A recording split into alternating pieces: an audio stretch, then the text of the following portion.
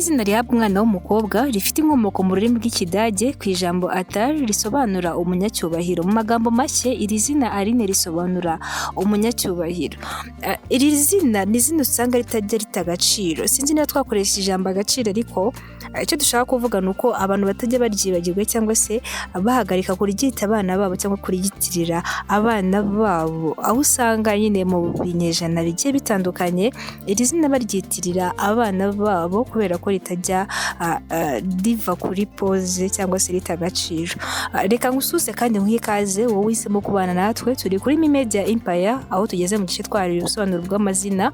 Uyu munsi dufite izina Aline nk'uko mubyumvise, tugiye kubasobanurira ibiranga abantu bafite izina Aline, ariko kandi nanone tugaruke ku bantu bagenda dusaba amazina yabo ngo tuyasobanure. Turabibutsa ko hari igihe muyasaba twarayasobanuye. Mbere y'uko usaba izina ryawe ujye ubanza usure YouTube channel yacu Media Empire urebe ko tutarisobanuye, ubone kuri dusaba. Nusanga ridahari ufite uburenganzira bwo kuba wabidusaba tukarisobanura. Nusanga kandi rihari ubujye urikurikirana wumva ibyo twakuvuzeho tutiriwe tuza kubisubiramo cyangwa se ngo twongere turi kurikoraho kubera ko ntabwo twabona umwanya, tuba dufite amazina menshi yo gukoraho. Niyo mpamvu rero kuyasubiramo biba byagorana, ubwo dukomeza n'amazina ari ku rutonde tugomba gusobanura. Rero ntabwo dutinda mu bintu byinshi, reka tubanze dushimire nanone abatugejejeho feedback zabo ku bijyanye n'amazina twasobanuriye. Hari abadushimiye, hari abatubwira ko byose babyujuje, ariko kandi hari n'abatubwira ko harimo ibibura. Ibyo byose rero ni ibigaragaza ko muba mwadukurikiye, niyo mpamvu tuvuga ko tutazahwema kubagezaho bimwe mu dusaba. Tugomba kuba ibyo tubagomba kubera ko natwe muba mwaduhaye ibyo mutugomba. Reka rero tudatinze dukomeze n'ubusobanuro bw'izina Aline, ariko kandi tunavuga ibibaranga kubera ko twatagiye dusobanura izina Aline ariko ntitwavuga ibiranga ba Aline. Ngewe babasuhuje nkanabaha ikaze by'umwihariko muri iki gice twari ibisobanuro bw'amazina. Ndi Isingizwe Edith. Aline rero iri zina risobanura umunyacyubahiro nk'uko twabivuze tugitangira, ariko nanone hari ibiranga abantu bitwa Aline. Niba witwa Aline yagera hino tuguhe cyangwa se tukumenyesha ibikuranga, tuguhe ikaze by'umwihariko wowe witwa Aline. Niba utitwa Aline kandi ushobora kuba ufite inshuti yawe yitwa ko ukaba wayimenyesha ibi ngibi nyuma y'uko umaze kubyumva, mu gihe atagize amahirwe yo kuba yabyibonera cyangwa se yabyiyumvira muri aka kanya. Aline rero ikintu cya mbere kimuranga ni uko arangwa no kwihangana mu buzima bwe bwose. Ba Aline ni abantu usanga bihangana. Nyine hari umuntu ushobora kugira ikibazo cyangwa se ushobora guhura n'ibintu runaka ugasanga kwihangana byamunaniye, ariko ba Aline bose uko bateye ahubwo usanga ari abantu bashobora kwihangana mu buzima bwabo. Ikindi cya kabiri kiranga ba Aline ni uko bareba neza. Ubwo turavuga ku bijyanye n'indoro cyangwa se uburanga, ni abantu usanga bareba neza. Icya gatatu kiranga ba Aline ni abantu usanga ari abanyakuri. Burya abantu tubaho mu buryo butandukanye, hari abantu usanga bagira amanyanga babeshya cyane by'umwihariko, ariko nanone ugasanga hari abandi bantu barangwa no kuvugisha ukuri. Rero ba Aline ni abantu b'abanyakuri, ni abantu usanga bavuga ukuri cyangwa se bakavugisha ukuri mu byo bakora cyangwa se mu mvugo zabo cyangwa se mu byo bavuga baganira n'abandi, usanga ari abanyakuri. Ikindi kandi kiranga ba Aline, ubwo twari turi kugenda tuvuga umubare ariko reka tubyirengagize ahubwo dukomeze tuvuge byose biranga ba Aline. Twari tugeze kuri gatatu, ubwo reka tujye kuri kane. ni uko ba Aline bagira amatsiko kandi bakaba abantu bitanga. Usanga bafite amatsiko. Hari umuntu ufite inyota yo kumenya, umuntu ufite inyota yo kumva icyo bari bashatse kumubwira. Iyo umuntu akubwiye ngo ndaje nkubwira iki n'iki cyangwa se uzi ukuntu byagenze gutya na gutya, agahita ahagarika iyo nkuru. Buriya hari abantu nyine babifata nkaho nyine birangiriye aho ntibabyiteho, ariko Aline we ni umuntu ugira amatsiko cyane ku buryo nyine uramutse ufite icyo wateganyije kumubwira n'ubimubwire, amatsiko aramwica ku buryo ashobora kugutesha umutwe kugeza igihe cyose umubwiriye bya bindi washaka kumubwira. Twari twavuze ko ari umunyamatsiko kandi akanitanga. Rero ikintu kiranga ba Aline nanone ni ukwitanga. Kwitanga ntabwo ari ibintu biba kuri buri muntu wese. hari abantu nyine bakora ikintu bahatirijwe, wenda bakabona nta kundi babigenza kubera ko hari uwo bashaka gufasha cyangwa se ni serivisi bashaka gufasha umuntu runaka, bakabona nyine nta kundi babigenza bakabikora nk'aho ari guhatirizwa. Ba Aline rero ntabwo ariko bateye, bo baritanga, bashobora kugufasha cyangwa se bakagukorera ikintu kuko nyine bumva ko babikeneye cyangwa se bashaka kugufasha, bashaka kwitanga ngo bagufashe atari uko bahatirije. Ikindi kiranga ba Aline ni uko Aline akunda umuryango we akawitaho kandi aba yumva yakorana n'abandi bagashima ibyo akora. Ibi ngibi impamvu tubifatikanyije ni uko bisa nkaho bigiye kumera kimwe. Akunda umuryango we. Hari abantu bakunda imiryango yabo ku buryo udashobora guhemukira umuntu wo mu muryango cyangwa se umuvandimwe, umubyeyi ari kukureba. Oya, bakunda ku buryo aho kugira ngo ubahemukire wowe wamuhemukira ubwe nyine, yita ku muryango we cyane ndetse akawukunda ku kigero gikabije. Ikindi kandi akaba yumva ko ibyo yakorana n'abandi bamushima cyangwa se bashime ibyo we yakoze. Nyine yifuza kuba yakorana n'abandi ibintu runaka, ariko nanone kuba bakoranye yakumva ko bamushimira cyangwa se bashima ibyo yakoze. Ikindi kiranga ba Aline ni uko akunda gutembera ahantu nyaburanga, akaba ari umuntu utagorana, wumva ibintu vuba kandi uhora ufite icyerekezo n'intumbero by'aho yifuza kugera. Ibi nabyo birajyanirana kubera iyihe mpamvu? Iyo umuntu akunda gutembera, ntabwo abantu benshi bakunda gutembera. Burya hari ingeri z'abantu zikunda ibintu byo gutembera, hari n'abandi batabikozwa. Rero ba Aline bo bakunda kwitemberera kandi ni umuntu wumva ibintu vuba. Impamvu tujyanisha ibi ngibi ni uko hari abatembera bafite impamvu zitandukanye, ari ugusura ahantu bakamenya ibyaho, bashobora kuba kuhasura gusa byo kuruhura mu mutwe cyangwa se mu gihe afite ikiruhuko agiye kuruhukira aho hantu, ariko uyu nguyu nyine aba akeneye kuba yasobanuza cyangwa se ibyo wamubwira nyine kuri aho hantu ari cyangwa se ibindi bijyanye n'ibyo ari byo byose. Ni umuntu nyine wumva vuba. Ikindi si muri iyo kategori gusa, ahubwo wa wundi ushobora kugira ikibazo wamubwira agahita kumva nyine atabanshije guca hirya no hino. So rero ahora afite icyerekezo n'intumbero by'aho yifuza kugera. Ni wa muntu nyine, hari umuntu ugira imishinga ariko ugasanga nyine byahugiye cyangwa se byagumye mu kubitekereza gusa. Uyu Aline rero siko ateye, waba afite intumbero yo kugera ku byo yifuza kugeraho. Mu biranga ba Aline kandi, ba Aline usanga ari abanyembaraga. Yes, ni umunyembaraga ubona ibintu mu buryo bwiza kandi akagira umwete mu byo akora byose. Ntabwo uzasanga Aline ari wa muntu nyine udafite icyo yitayeho, ahubwo uzasanga ari umunyembaraga ku buryo ibyo yifuza kugeraho nyine n'ubundi agomba kugeraho kubera ko nyine yabishyizemo umwete, yabishyizemo umuhate, akumva ko nyine ibyo yakora byose bikorana uwo mwete cyangwa se yabikorana umurava. Rero ibyo ngibyo nibyo bituma baba abantu nyine twari tuvuze mbere by'uko baba bifuza kugera ku byo bifuza kugeraho.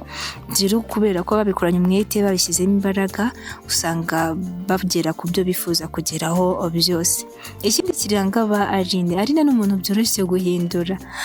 Mwibuke ko twagiye tuvuga ibintu bimuranga, umunyembaraga, ushaka gukora ibintu runaka, ariko nanone akadefo twamusangaho cyangwa se twamuvugaho nuko biba byoroshye kumuhindura.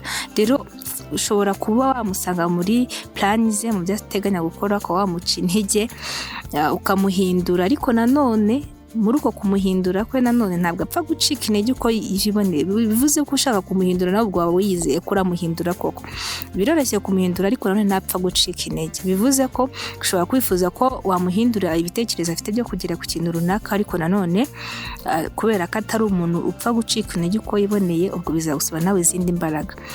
Ikindi ni umuntu ukunda kwigenga no kuba mu mwanya utuma yisanzura, akavuga kandi agakora icyo ashaka cyose. Hari abantu bayoborwa bakanabyemera.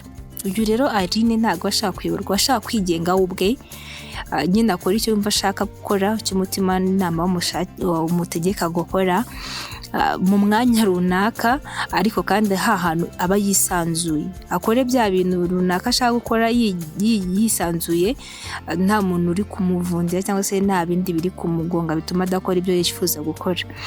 Rero muri make nyine niyo mpamvu tuvuga ko ari umuntu wigenga kandi akifuza gukora ibintu byose mu mwanya yumva ko yisanzuye kugira ngo abikore neza nta muntu umuhagaze hejuru cyangwa se uri kumuvangira. Mu bintu biranga Abaharine kandi usanga ari nari wa muntu uhorana imigambi yo gutera imbere no gushakisha amafaranga mu buzima bwe kandi nihanganira abanebwe kuko we aba yumva yahora akora. Burya niba ari ikintu kigora, niba ari ikintu gica intege, ni ukubona uri gukora undi muntu yicaye. Iyo nyine abona wicaye bituma nawe ubwo yumva imbaraga yari afite zo gukora ziri kugenda zigabanuka. Niyo mpamvu rero abantu usanga b'abanyembaraga, abantu bahorana umwete, bahora bafite inyota yo gushakisha no kugera ku bintu runaka, usanga bibagora kuba babana n'abantu bafite ubunebwe cyangwa se bifitemo ubunebwe, kubera ko wa munebwe abatuma za mbaraga nyiri gukora afite abatuma zigabanuka. Iyo uri kubona niba umuntu muri kumwe agasinzira, nawe ugenda wumva ucika intege mu buryo utazi. Rero niyo abantu bari gukora bakabona abandi batari gukora ku ruhande, bituma babandi bagira ubunebwe. Niyo mpamvu rero Aline ahora yifuza gutera imbere ashakisha amafaranga, ariko nyine ntabwo aba yifuza abanebwe iruhande rwe, kubera ko ashobora gutuma bya bindi yifuza kugeraho atabigeraho.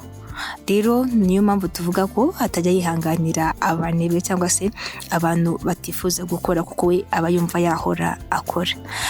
Ikindi kiranga Aline ntabwo ari umuntu ukunda abantu bamutesha umutwe. Iyo arakaye bimara igihe kirekire ngo bimushiremo. Nyine hari abantu barakara bikaba iby'ako kanya bigahita birangira, ariko hari n'abantu barakara ugasanga abitse inzika y'igihe kirekire. Rero ntabwo Aline akunda abantu bamutesha umutwe, kubera ko aba adashaka nyine ko bamurakaza, kubera ko we nyine yifitemo kurakara by'igihe kirekire. Iyo umurakaje bimara igihe kirekire kugira ngo bibe byamushiramo. Niyo mpamvu rero ntabwo akunda abantu bamutesha umutwe cyangwa se bamurakaza. Ikindi kiranga Aline ni uko ari abantu bagaragaza amarangamutima yabo, kandi ibyo ngibyo bikaba ari ntacyo bababwiye, kubera ko kuyagaragaza kwabo nyine baba bashaka kugaragaza niba bababaye cyangwa bishimye.